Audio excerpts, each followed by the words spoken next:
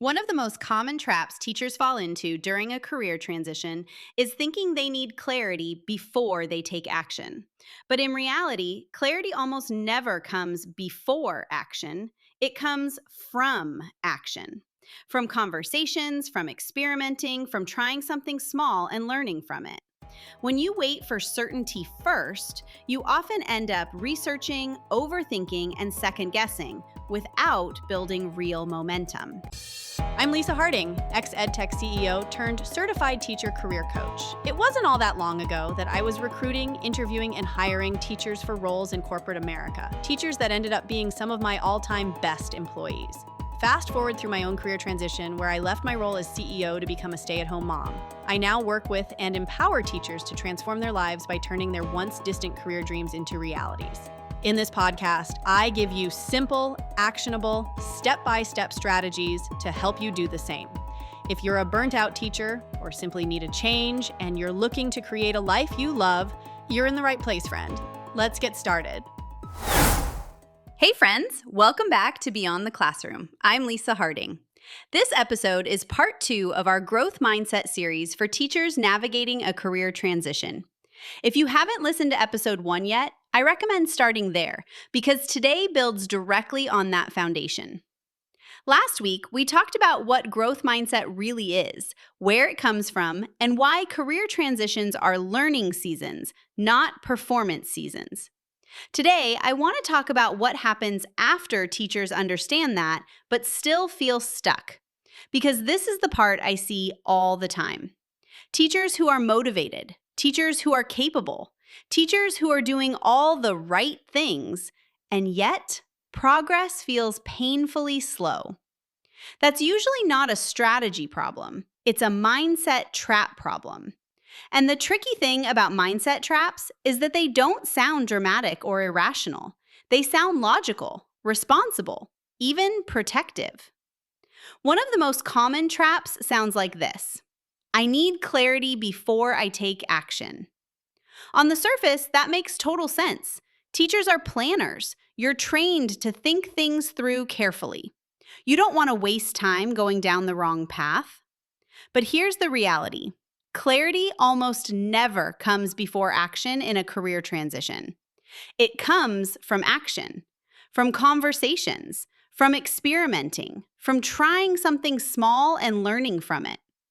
Waiting for clarity before you move forward often turns into endless researching, overthinking, and second guessing with very little momentum. Another big trap sounds like this: I just need to get my resume or LinkedIn perfect first. Perfectionism runs deep in teaching culture.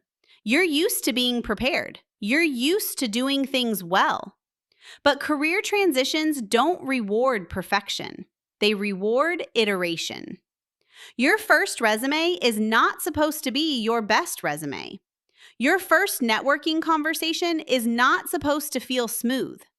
Your first interview might not lead to an offer, and that doesn't make it a failure. A growth mindset allows you to treat those moments as information, not judgment.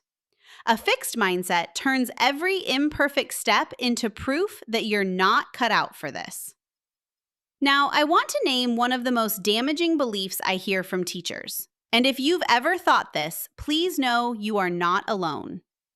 I'm just a teacher. I can't do anything else. This belief is everywhere, and it's powerful. Not because it's true, but because it's been reinforced over time. Teaching roles are often described narrowly, even though the skill set is anything but narrow. Teachers manage people, projects, data, communication, deadlines, conflict, and constant change. But when you've spent years inside one system, it's easy to internalize the idea that your value only exists there. A growth mindset challenges that belief, not by saying, just believe in yourself, but by reframing skills as transferable, learnable, and adaptable. You are not just a teacher. You are someone who learned how to do complex work in a high-stakes environment, and that means you can learn how to do new work too.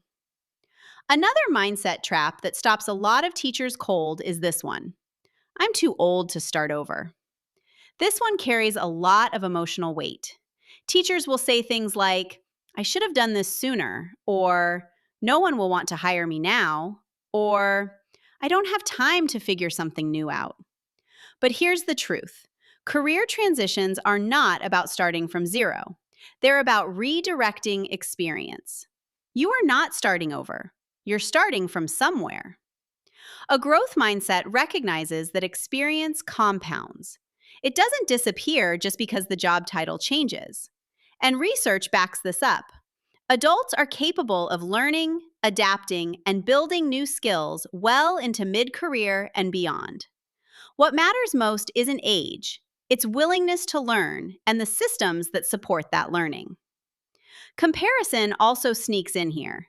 Teachers will say, other people seem so much further along than me, or I see former teachers announcing new jobs and I'm still stuck. What you don't see is how long those people wrestled with doubt. You don't see the false starts. You don't see the resumes that went nowhere. Comparison removes context, and context matters. Progress in a career transition is rarely linear, and it's almost never visible while it's happening. Another heavy trap I hear is this. If I were really serious about this, I'd be further along by now. This one hurts because it turns a process into a personal failure. Teachers don't lack seriousness.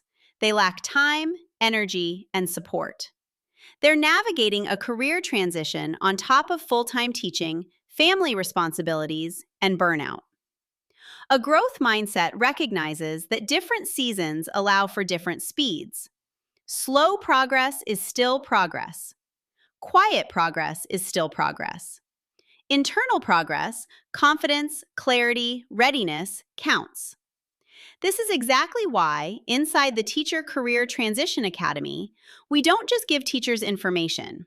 We provide structure, pacing, and support, so you don't feel like you're doing this alone or wrong. And it's why our small group coaching sessions matter so much, because teachers get to say these thoughts out loud and realize they're not broken, behind, or failing. They're learning. Most teachers don't need more motivation. They need permission to move forward imperfectly, and a process that helps them do that consistently. So here's a question I want you to reflect on this week. Where might I be underestimating myself or waiting for certainty when I could be gathering information instead? You don't need to prove anything yet. You don't need to have it all figured out. You just need one next step that moves you from thinking into learning. Next week, in the final episode of this series, we're going to talk about how to practice a growth mindset week to week without burning out, overworking, or making your entire life revolve around your job search. Because mindset isn't something you adopt once. It's something you practice, especially on the hard days. Remember, friends, the journey is just the beginning. Embrace the adventure.